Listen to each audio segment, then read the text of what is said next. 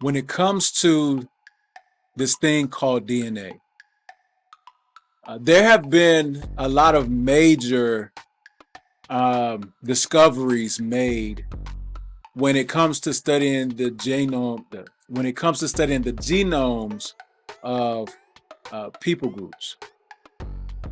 Today, I'm going to attempt this presentation. Although I'm not a biology scientist, although I'm not a DNA biologist, I'm still going to make the attempt to see if we can decode Genesis 10. On my channel, Genesis 10 takes up a bulk of my conversation.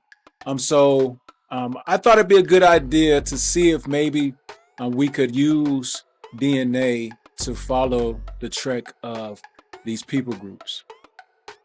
Do you think that DNA can be used to decode or reconcile the Bible? Well, I want to talk about it. So let's go.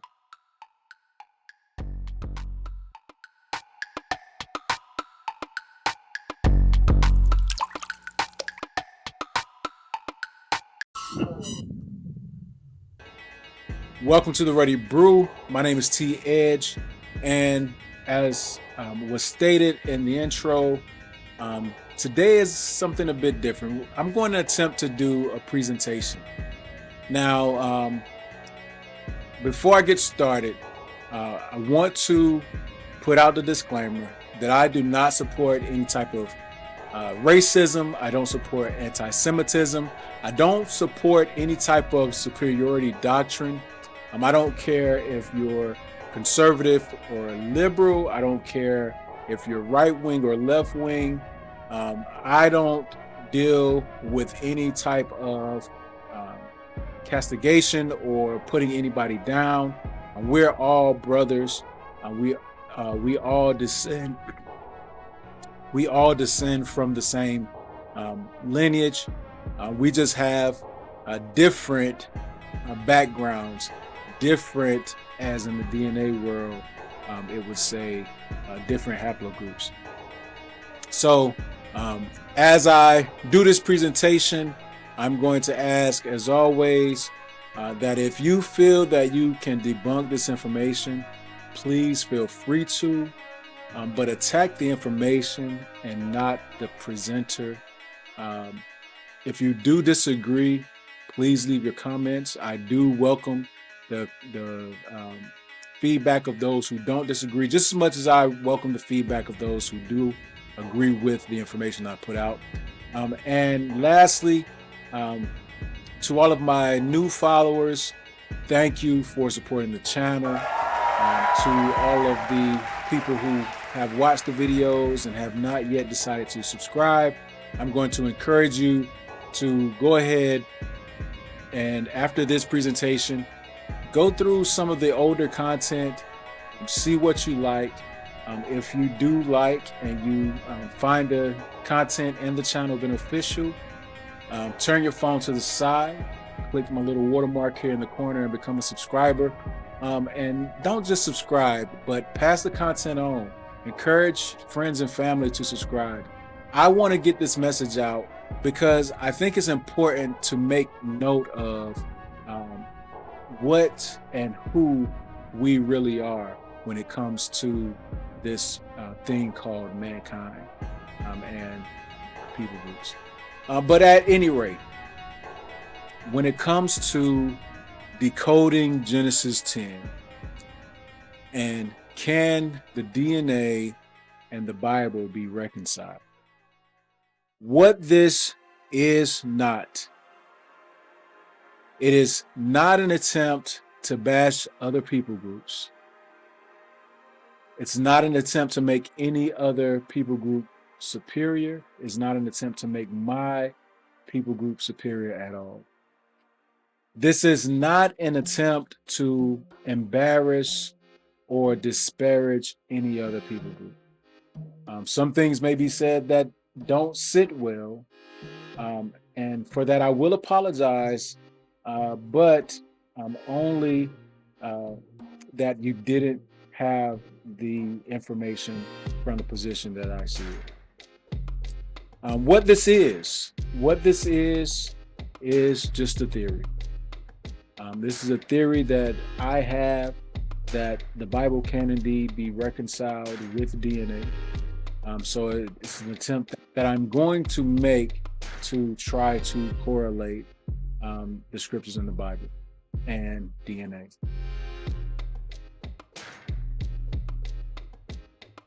In that same vein, this is a genuine attempt to bring the Bible, history, archaeology, and DNA together to tell a story, not the main story, not the story of Christ, but to tell a story of who we are as brothers and sisters, as people in this world that we've all come to know and love. So, to begin with, Genesis. Genesis literally means the beginning or the origin. Genesis is the origin story of mankind. In this story, the author takes us through the creation of the world, the creation of the plants and trees, the creation of animals, the creation of day and night, and the creation of man and woman. And then it takes us into the story of a particular man and his family. In Genesis chapter 1, verse number 27, we have the story of God creating mankind, forming Adam, or man, from the dust of the earth. In Genesis 2:22, we have God presenting Eve, or the woman, to the man, where he says, "This is bone of my bone, flesh of my flesh." Genesis 3:6, this is where we see the woman beguiled of the serpent, eating the forbidden fruit of the tree of the knowledge of good and evil, and then giving that fruit to her husband to partake of. If we skip to Genesis 4, verse number 13, we have the story of what happens after Cain kills Abel, how the land rejects Cain. Many people try to say that God rejected Cain, but God tells Cain that the land has rejected him, so it will not produce. So Cain has to leave his homeland.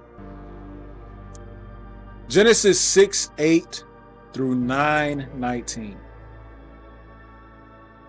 In this story of Noah, we show how God has, after telling mankind that his days will be 120 years, we see God flood the earth, and he chooses Noah and his family to be the progenitors who replenish, or who multiply to revive mankind. Now, I think it's important to note that Noah was a righteous man, but he wasn't a perfect man. But for now, this story goes into Noah, the ark, the destruction of the earth, then the settling of the ark on dry land, so on and so forth. And then we get to Genesis chapter 10. Genesis 10 where the crux of the story for today's presentation lies. All the settlements of the sons of Noah, all the settlements of mankind as we know it. So let's get to it. Let's begin. Now, this map that we're looking at, this was a map created by Bert Wang Shakshan. I hope I said that name correctly. I might not have, but he is from Hong Kong. And this map he has derived is based on a European haplogroup map and a world haplogroup map that had already been in existence. I retrieved this map from the Wikipedia Commons, and this version that you see here, this version was published March of 2019. So this is the most recent version with the most recent edits that is on Wikipedia. So we're going to go straight into who these sons are. I'm going to try not to hold you too long. I tried to record this video once before, so I'm going to try to do this as concisely as possible. Forgive me if I don't leave a lot of explanation, but I don't want this to be too long of a video. But nonetheless, let's get to it. Japheth. Japheth, beginning with Genesis 10, 2 through 5. We're told that Japheth is, and we all believe that Japheth is the the people of Europe. Japheth is the Europeans. The Bible calls the people of Japheth the Gentiles. It says that they settled the isles of the Gentiles, and there are a lot of discussions these days that try to lay out that the Gentiles are everybody who is not a Jew. So we won't touch that argument for now. We're just looking at what the scripture says in Genesis 10. The Gentiles, or the isles of the Gentiles, is settled or was settled by the sons of Japheth. Now, you can go and read this for yourselves. I just pulled this blog from the AmazingBibleTimeline.com. It's just something just to show, what other people are thinking. But these are the clades or the Y-Haplogroups of the sons of Japheth, and where their Y-DNA or their Y-Haplogroups are found in the most abundance. We have R1b, R1a, E1b1b, I, J2, G, and N. And again, these are the territories that they settled in. And I won't bore you by going through. If you'd like to take your time and look through these, just pause this real quick. I'll pause here for maybe a few seconds just so that you can see who these groups are before we move on to Ham.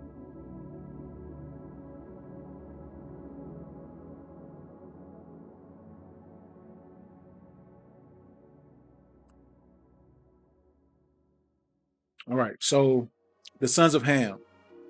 Now, our existence here in America tells us that the sons of Ham are the Africans. You can even ask ChatGPT, and AI will tell you that the sons of Ham are the Africans. Because guess what? AI is only trained by the knowledge that is already in existence. So it's not like it's downloading information from the cosmos or from the air. It gets its knowledge from the information that's already existed. It's trained to pull data from all these different databases and put this information together in a succinct manner. So when it comes to the sons of Ham, I've gone over this numerous times in a few of my videos, but the scripture tells us who the Hamites are. Beginning with the sons of Cush, and again, I'm not going to read this. I think I've read it enough. You can always go back and read it yourself. Genesis 10, verses 6 through 20. But it tells us that the sons of Cush settled the area known as the land of Shinar.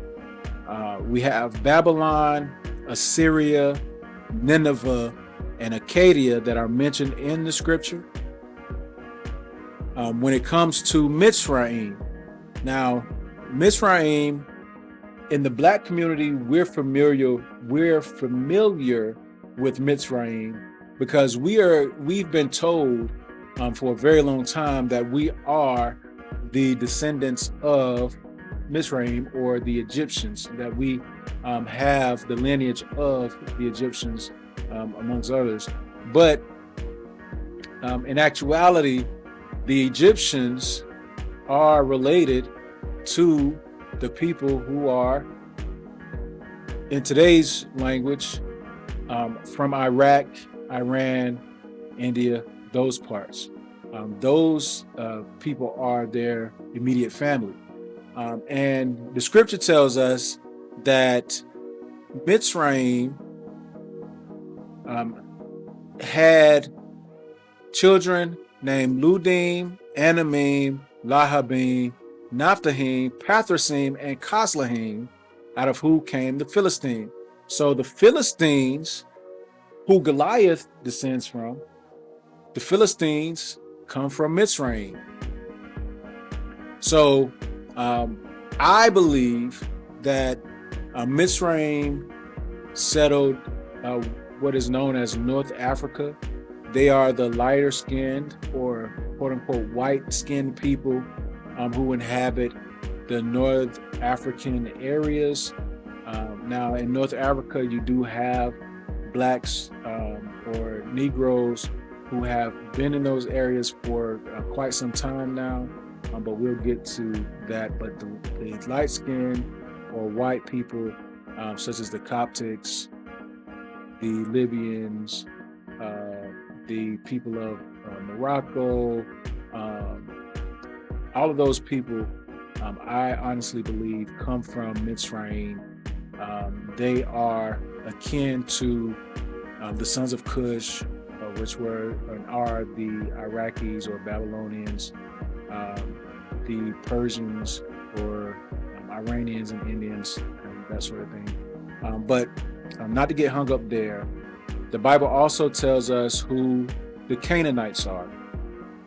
The Canaanites, if you watch my last video, I showed that Sidon to Gaza, back across the Jordan, in that territory, those were the people of Canaan.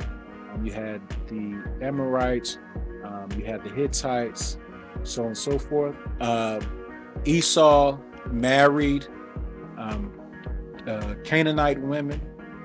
His wives, the Bible tells us, were Hittites, all but the wife that he took from Ishmael's tribe.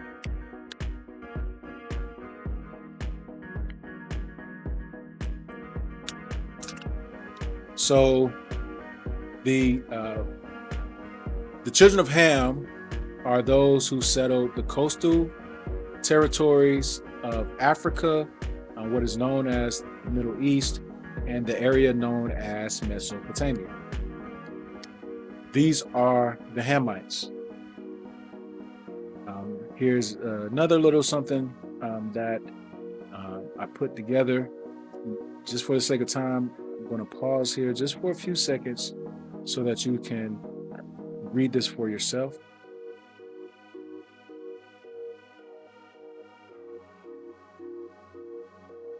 Now let's look at the clades or the Y haplogroups of Ham. You have I, J1, J2, R1b, E1b1b1, M, N, and L3. Now again, all of these people, if you look, are those people that I was just talking about across the North African territory, down through the Middle East, down over to what is known as Mesopotamia. Again, I'll pause so you can see these people.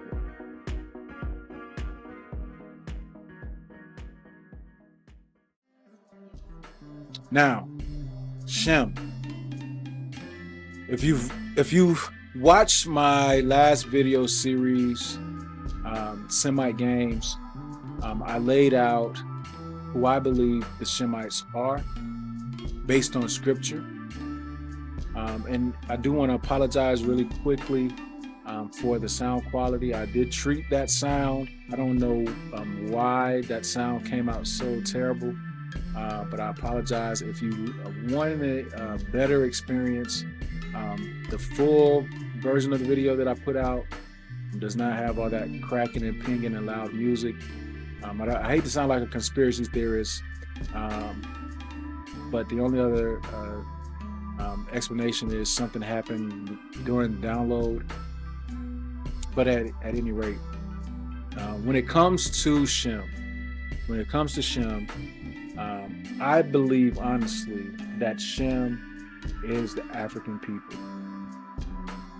Now, if we go to Genesis 10, verses 21 through 31, verse number 31 says, "These are the children of Shem after their families, after their tongues, in their lands." I want to show you that although Genesis 10 only speaks of 4 descendants of Peleg, that being Terah, Abram, Lot, Haran, and Sarai. So that's 5. It does mention that the territories of their dwelling was the sons of Joktan. It says that Joktan dwelled from Mesha as thou goest to Safar, a mount of the east.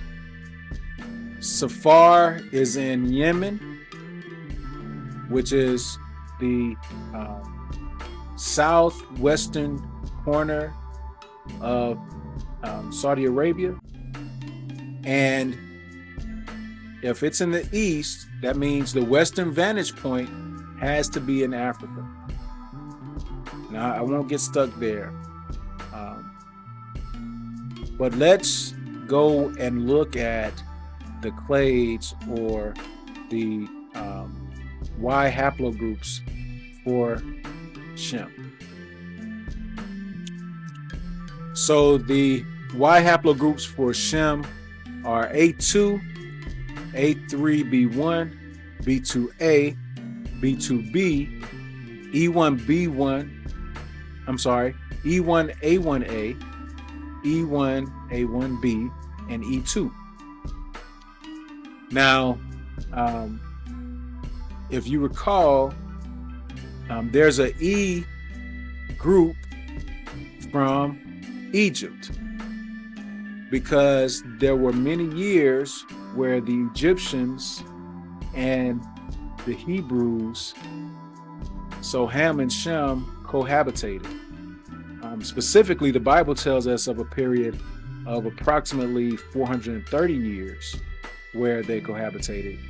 If it's anything like America, we know that there was quite a bit of mixing going on. But not to get stuck there again, just to show these haplogroups, you can take your time, look to see where these haplogroups reside. Now, one thing that I want to make known, look at sentence number 2. The DNA used to compare that of the African samples is that of a R1b individual who provided the reference genome. So when it comes to DNA, all of the clades that I've shown you come from an individual who is from the R1 haplotype, because they were the first person to give DNA to be studied. So essentially, all DNA is based off of this individual. So now, let's get into the meat of this presentation so that I can get you out of here. I'm going to issue a warning right here, because this definitely will irritate your cognitive dissonance. For a fact, this will irritate your cognitive dissonance. And basically, what I've just gone over is the easy part. I mean, what I've done just now is what everybody does when they're making a point about DNA and who the people are. They show you what's already available, and some of them make an attempt to rephrase the things that they have heard in the past. But I'm going to attempt to show how the scriptures, how these particular scriptures, I should say, and the DNA models correlate to history. When it comes to ethnicity, currently the world isn't divided into ethnic regions. And this is because in the late 1800s, the divisions were made based on linguistics.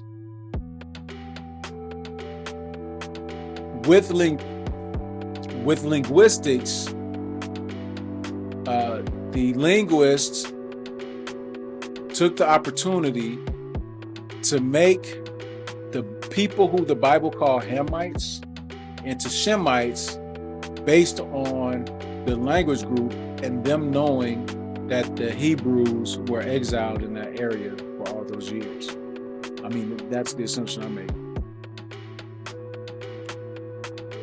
The Egyptians and the North Africans, they maintained their Hamite origination based on the linguists.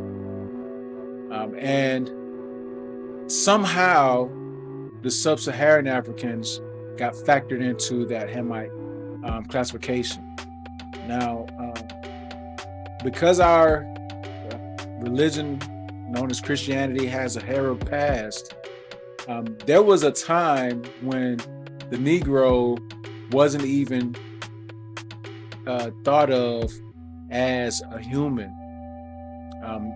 And it was pushed by parishioners and pastors that Negroes were basically the beast of the field, that we were just animals. I mean, of course, it was just a trope to uphold slavery, but at any rate, there was still no factoring in of the Negro in the Bible story, really. So when it comes to the lexicons that we have for Christianity, all of them being published in, I think the Strong's was published in the late 1800s. You had the BDB and the BDAG both published in the early 1900s. Clearly a time when there was a bias when it comes to what is known as race today, or ethnicity. So there's not a lot of factual information that will come out of what is known as Christianity. Don't get it confused with the followers of Messiah and the Christians who actually made a debauchery of the teachings that came from the apostles. That's something for another discussion. Although the recognition of the existence of DNA began in the mid-1800s, the human genome was not mapped until 1990. This means that the understanding of the human DNA is still a relatively new science, being less than 40 years in practice. The freshness of it and the implications that surround it have many people on edge about it, and many shy away from it. There are a lot of Christians who don't care for DNA because they can't reconcile the things in the Bible, let alone bringing DNA into the mix. Because we've been taught to examine or survey the Bible strictly from a position of spirituality, and not to look at the physical waypoints or descriptions of territories in the scripture. So there's quite a bit of cognitive dissonance that's fresh in the community known as Christianity. But when it comes to DNA, the percentages of DNA provided are very small. In Europe, you only have 10% of the DNA. 10% of the people who've provided their DNA. In China, you only have 3% of the people. And in Africa, there are less than 2% of the population who've provided DNA evidence. So you can see why, when we were looking at the haplogroups of Shem, why it was so sparse and so few, because there's not a lot of DNA that's been provided from that land.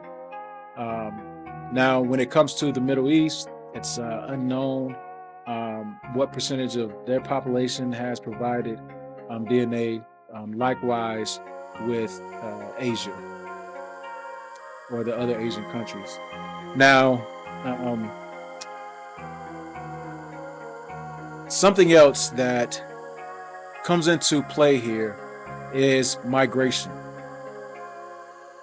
People migrated for many different reasons back in the day. Even today, people migrate to escape poverty. They migrate to escape war. They migrate to find better opportunities for education and employment, and just to pursue what the world has come to know as the American dream. It's important to note, though, that only 6% of the world's population is migrant. This means that 94% of the world's population, 94% of the people on the earth, live where their ancestors of ancient times lived. 94% of people have not left their ancestral home. That means that the DNA samples that are collected, it's a very good chance that this DNA is actually factually representative of the area and territory that it's retrieved from. So can migration be confirmed using DNA?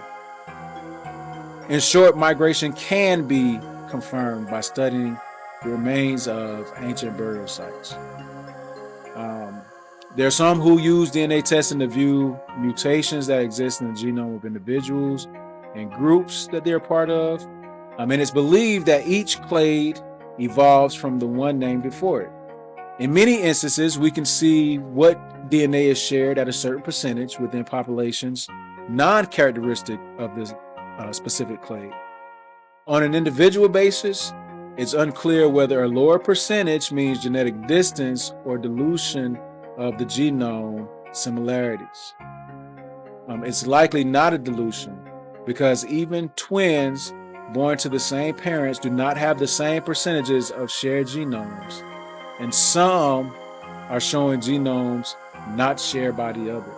So twins born to the same parents at the same time can actually have varying amounts of DNA shown in their DNA profile. I personally believe that the percentage shows how long ago this DNA was shared, and that it's not a measure of how much or the amount of DNA is passed from parent to child. But again, I'm not a DNA scientist or biologist, so my guess is no better than the guess that the DNA biologists are making. I am only speculating. If they're speculating and they actually lay this information out, the only thing I can do is speculate based on the information that they provide. But being that my channel is considered Hebrew Israelite, although I don't call myself that, I do want to go into looking at the possible DNA of the Hebrews and the migrations of Israel. Now, as African American people, I believe it was Dr. Claude Anderson who came up with the name Foundational Black Americans, because we descend from the slaves who were forcefully brought to the Americas. But our group is also known as ADOS or ADOS, or the American Descendants of Slavery.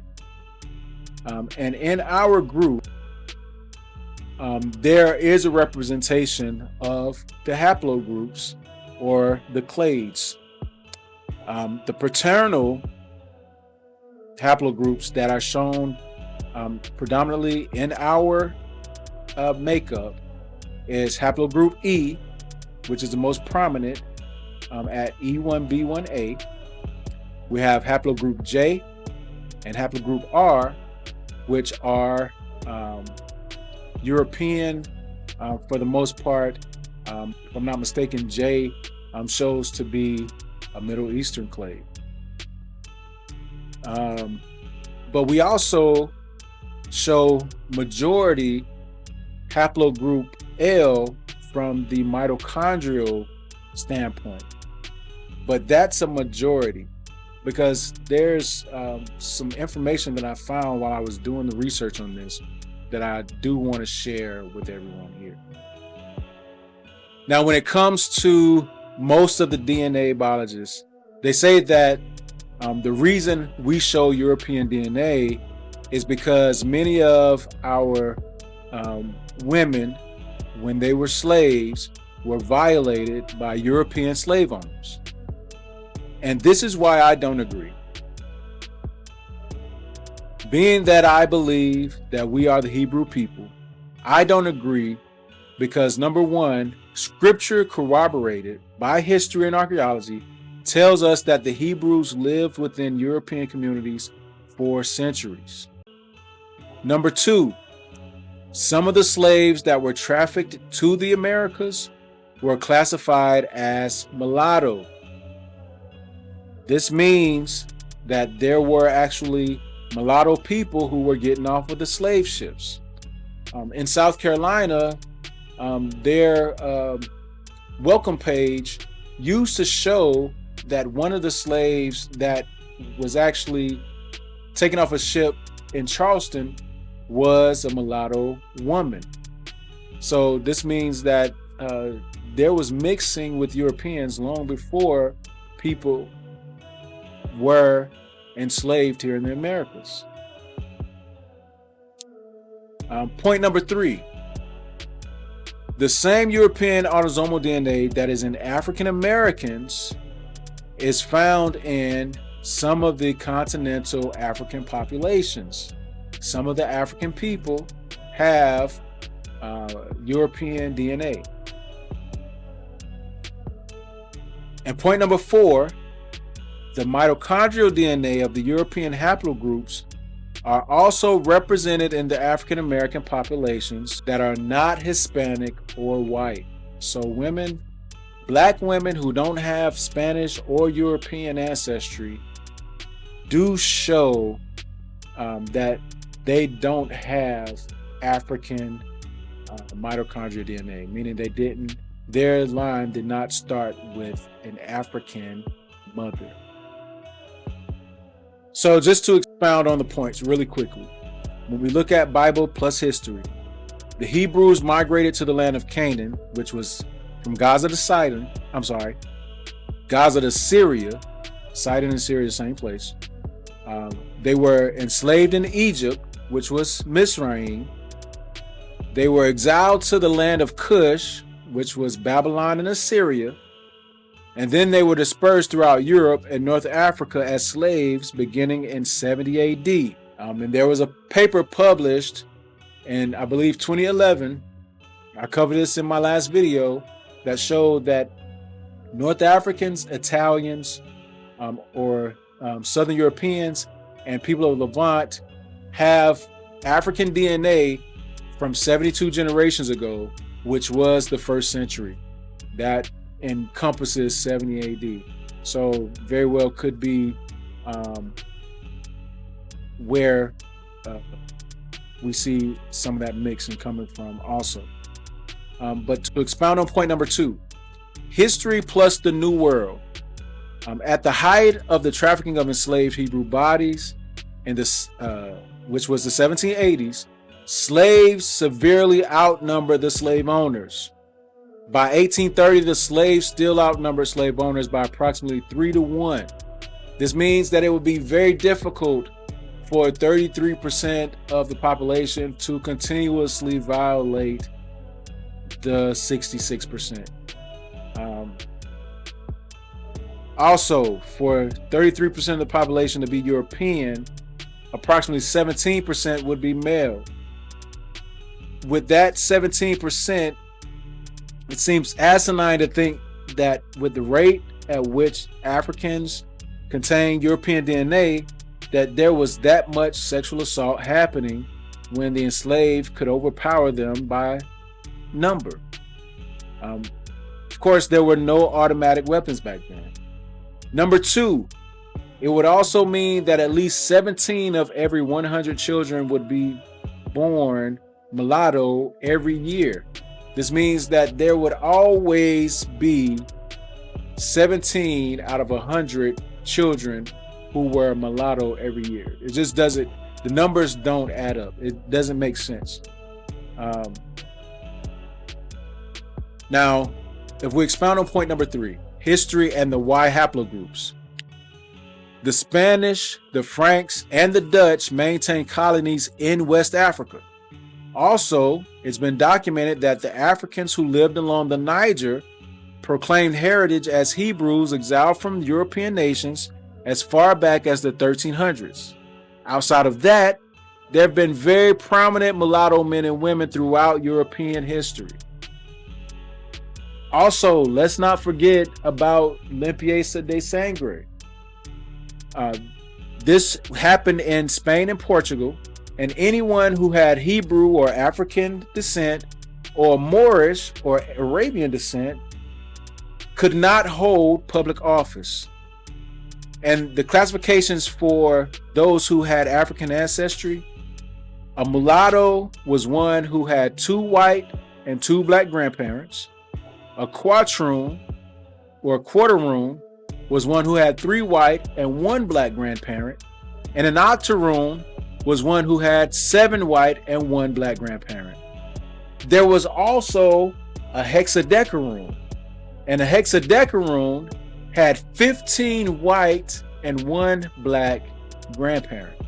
To trace lineage back that far shows that there was an extensive history of black people and European people having relations and making families. I don't want to forget either to mention that this preceded the 1-drop rule that came over to America.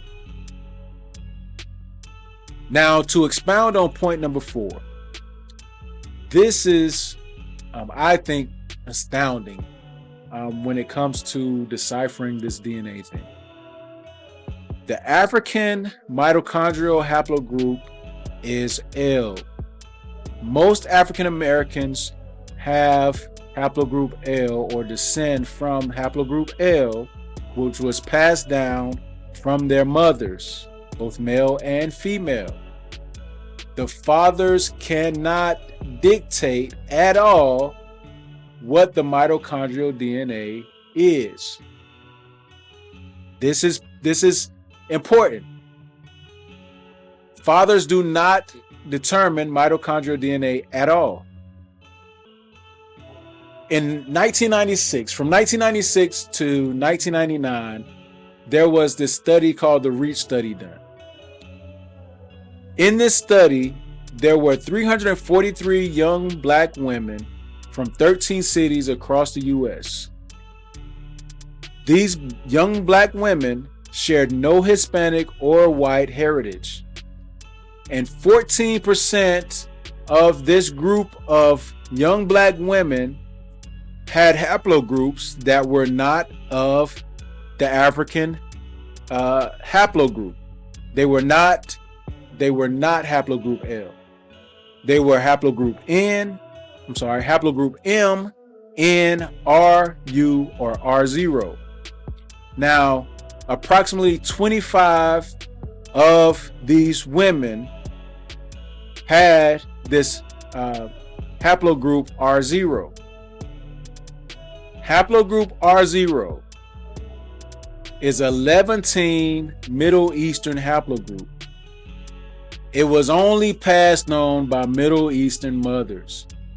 So these women descend from women who were Middle Eastern. Although they were black, although they were completely black with no Spanish or European admixture or culture or history of culture, they descend from Middle Eastern mothers. Now, overall, if this 14% holds true across the entire diaspora of African Americans, we can see, or we can calculate that approximately 5.6 million black people have an ancestral mother who was not of African descent. Now, let me make this a little bit more plain. The M haplogroup, the M mitochondrial haplogroup, is South Asian. It is represented in Afghanistan, Bangladesh, Bhutan, India, the Maldives, Nepal, Pakistan, Sri Lanka, and Iran. The N haplogroup comes from Asia and Australia. The R haplogroup comes from Western and Southern India. The U haplogroup comes from Western Asia or the Middle East. And the R0 haplogroup, as we've laid out, comes from the Arabian Peninsula. So this 14% represents Asian haplogroups. If that doesn't speak so much or so loudly to the connection that African Americans have to the Hebrew people of the Bible, based on how the Hebrews lived amongst these people for so many centuries, then I don't know where else we can look. But also, just to make this a little bit more clear,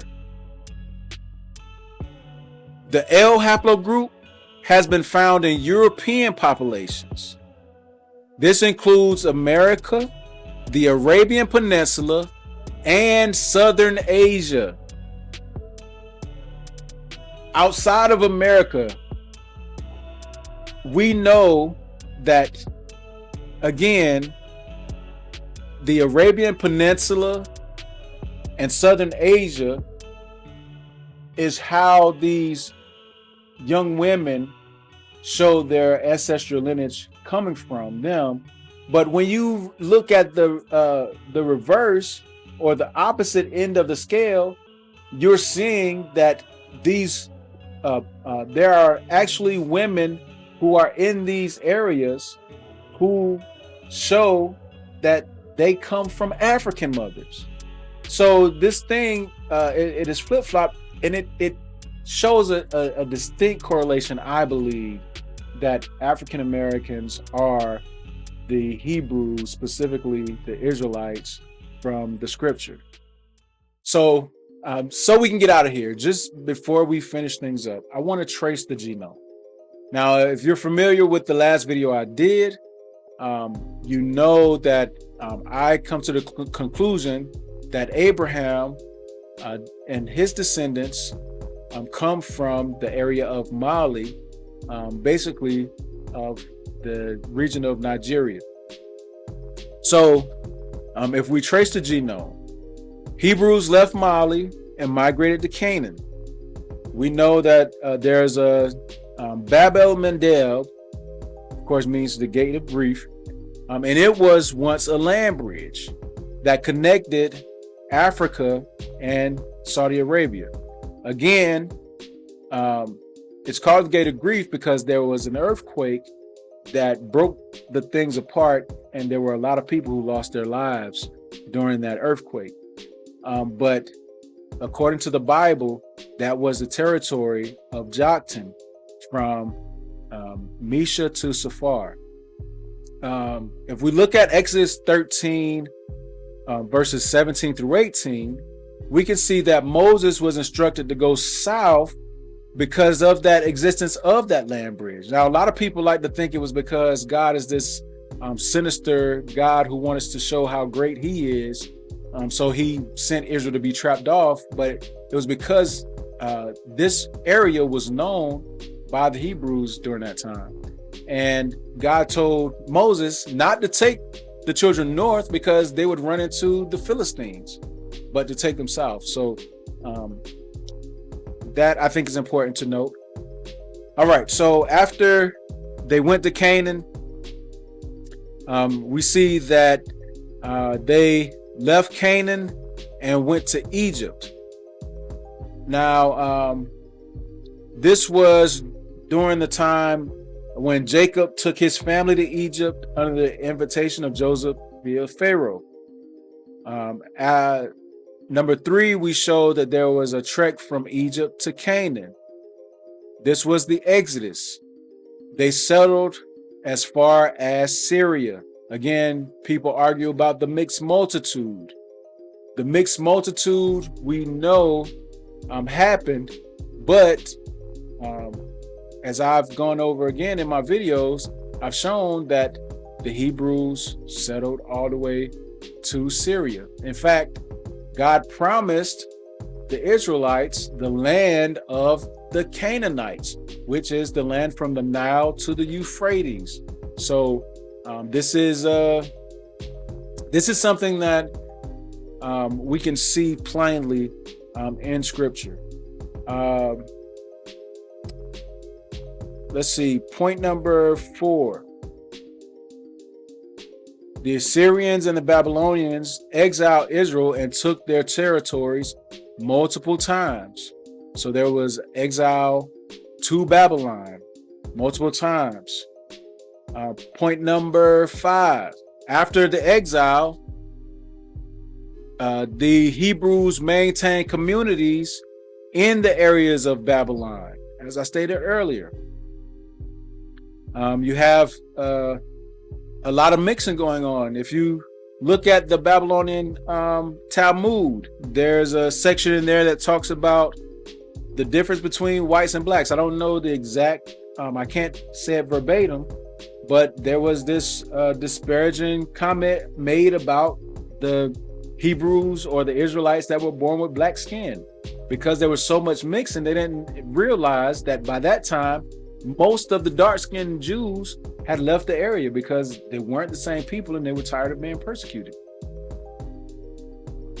Point number 6, the early Christ followers preached in Eurasia. These were the disciples. These were the Pauls and Barnabases and those guys. In fact, we know that Timothy, the Bible tells us that Timothy had a father who was a Greek and a mother who was a Jew. He was mixed. So there were Hebrew congregations throughout these territories. Number 7, 70 AD, enslavement in Canaan and Southern Europe with the destruction of the temple. When the temple was destroyed in 70 AD, the Hebrews were sold into slavery. I mentioned the paper that was published about the African genome and the Southern Europeans, the Levantine people, and the North Africans, because the Jews were enslaved in the 1st century. That DNA goes back to the 72 generations to the 1st century. Number 8, Christianity pushes some of the pushes some of the Hebrews to Western Europe and others back into Africa. The persecution from the Christians or the Catholics started long ago. I think my next video is going to be touching on Axum, being that it was established in, I want to say, around 380. This is shortly after the Council of Nicaea. At first, the Jews were accepted, but under the pressure of the Christians, the Jews began to be persecuted, and it pushed a lot of them out of the land. That's why you see a lot who have gone back into Africa, like the Ethiopians, like the people of Axum, even the people of West Africa. There were some who went to Europe, which leads me to the next point.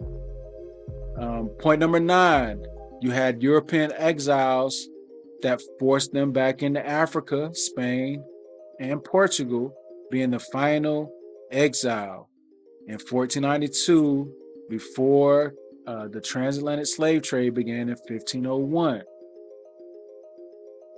The Europeans pushed the Hebrews out of their territories in numerous occasions. I read I want to say it was in the Ashkenazi video, I read how the Germans or the Germanics persecuted the Hebrews, and that they were running all over Western Europe to try to find peace and a safe haven. I know personally that some of the DNA that I have comes from Western Europe, comes from Northern Europe. I have DNA that shows in the Baltic area. I have DNA that comes from Iran and India. So we know that these are places that the Hebrews were. In fact, the story of Esther is India, specifically. I mean, there's so many things that are in the Bible that we don't look at, but this DNA, I think, fleshes it out. My last point, the transatlantic slave trade kicks off in the 1600s. We show that there are Hispanic people who have Nigerian backgrounds. We show that there are some Europeans who have Nigerian or African DNA. We show that the Hebrews, our people, have always been a part of this world and have always been included in this family called humanity. I mean, I think it's a disservice when people try to make it seem that it's so far-fetched that we could even be Hebrews. I mean, not to take anything away from the Jewish people. They obviously have had this religion passed down to them from generation to generation. You can't take anything from that. When it comes to the DNA, though, the DNA fleshes out a lot of those things to show who these people are. It's not a disparaging remark to say that the Jewish people are German when their DNA shows that they're German. It's not a disparaging remark to say that majority of their DNA does not come from the Levant area. There are some who have heavy Levantine DNA, but guess what? That means that they are mixed with Hamites, not with Shemites. So there's so many things that are yet to be uncovered. I mean, I have an honest question. Why has no one stepped up to challenge this information? Why am I the only person who has stepped up to even say anything about this? Is it because the indoctrination has people not paying attention to it? Or is it because people who know don't want to rock the boat? They don't want to change the narrative because it makes everything too sticky. I just have so many questions, but I digress. If you stuck it out with me, thank you. Thank you for making it to this point. And I'll ask the question. Do you think I got anything wrong? Do you think I made a stretch out of anything? Do you think that I pushed something too far? Of course, I want you to leave it in the comments. Let's have this discussion. I'm thinking about putting together a Patreon, but I want to make sure that any Patreon I put together adds value. I don't just want to have a Patreon just to have a Patreon. I want it to actually be a value add. So I'm working that out, but until I decide to get that going, if I decide to get that going, leave the comments in the comment section. If you want to reach out to me, my email address is thereadybrew@gmail.com. I'd be happy to have a conversation.